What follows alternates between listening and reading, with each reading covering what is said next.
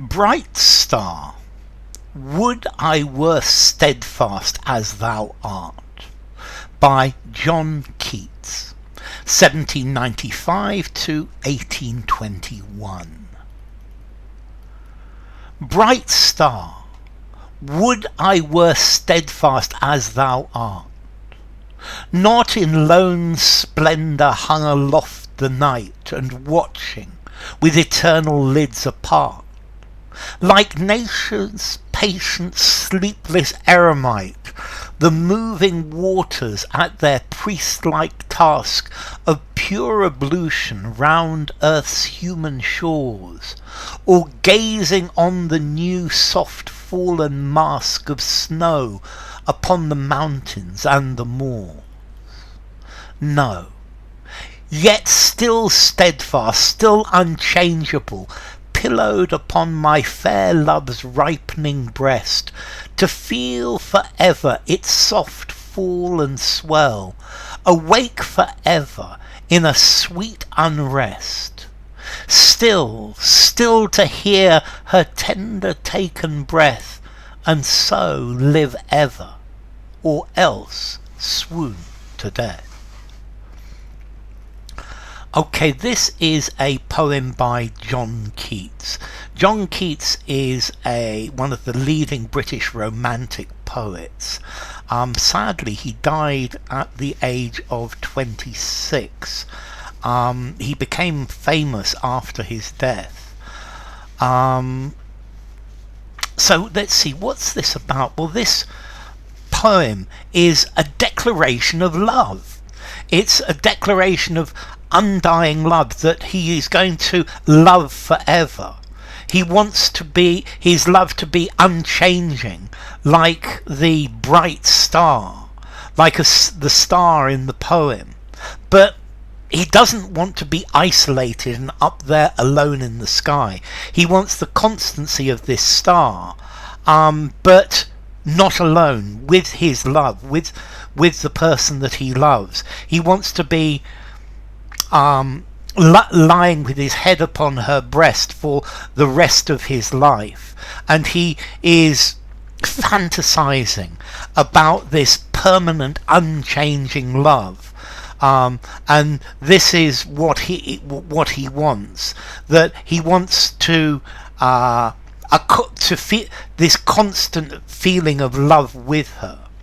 And would I were steadfast as thou art. So I wish I could be as steadfast as the star. I think perhaps the star is the North Star, because it's the only star that doesn't move. Although the North Star is not particularly bright, but, well, this is a poem. So he wishes that he were as constant as this star, and he wishes that his love were as constant and steadfast as the star, but not alone in the sky, together with his love. So, bright star, would I were steadfast as thou art. Yeah, bright star, I want to be as steady, as unchanging, as constant as you are, but not in lone splendour hung aloft the night, and watching with eternal lids apart. But I don't want to be up there alone, watching the world with my eyes always open, like nature's patient sleeping Eremite.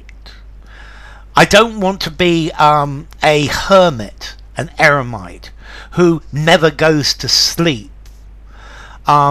The moving waters at their priestlike task of pure ablution round earth's human shores. So I don't want to be the hermit who never goes to sleep, watching the water go backwards and forwards around the earth, around earth's shores. I don't want to watch the water do its priest-like work. I think the water is here, the priest-like work is talking about baptism and the cleaning of sins, the ablution round earth's human shore. So I don't want to be there above, watching the water permanently cleaning and purifying the earth like a priest, or gazing at the new soft fallen mask of snow upon the mountains and the moors. No, I don't want to be up there looking at the covering of snow, the fresh falling of snow over the mountains and hills. And here it changes. So he's saying, I want the steadfastness, the permanence, the eternity of the star, but not its loneliness. No. Yet still steadfast, still unchangeable, pillowed upon my fair love's ripening breast. So I want my head on the breast of my lover. I want to be steadfast, permanent and unchangeable, but lying on my lover's chest. I want to be permanently there. So the permanence, the steadfastness of the star, yes, but not alone, with my love. I want this love to last forever, to feel forever its soft fall and swell, to feel her chest coming up and down, to feel it always rising and falling. Awake forever in a sweet unrest. So to always be awake, to always feel her breathing in and out, going up and down. Maybe this is like the water, the tide going up and down. This is cleaning and purifying me from the previous bit. Still to hear her tender breath taken, and so live ever. And always to be always hearing her breathing in and out. I want to live that like that forever. So I want the constancy of the star.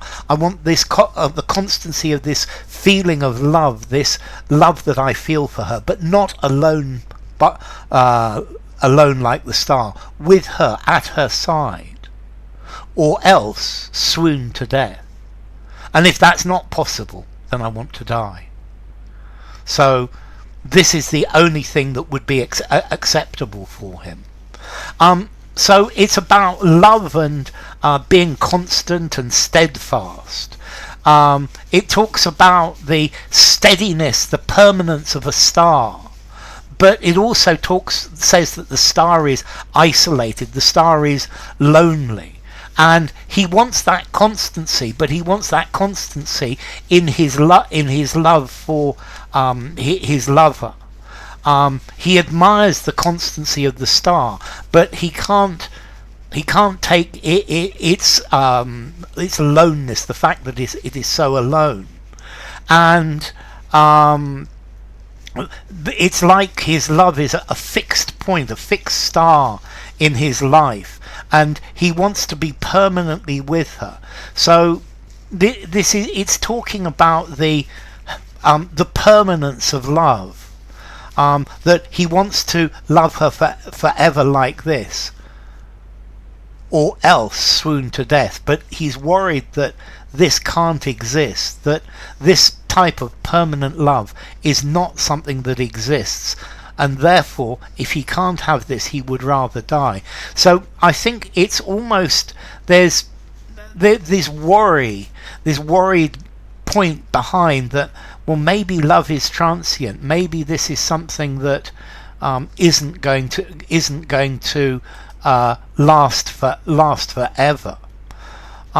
So he's showing how important the star is, and the star is representing eternity, but he wants to be with his love forever, like the eternity of the star. He wants their relationship to continue forever. He wants to be nestled in bed against the breast of his love, and he would like to preserve this moment forever. It's like he's lying there looking at this star and saying, I want this to last forever.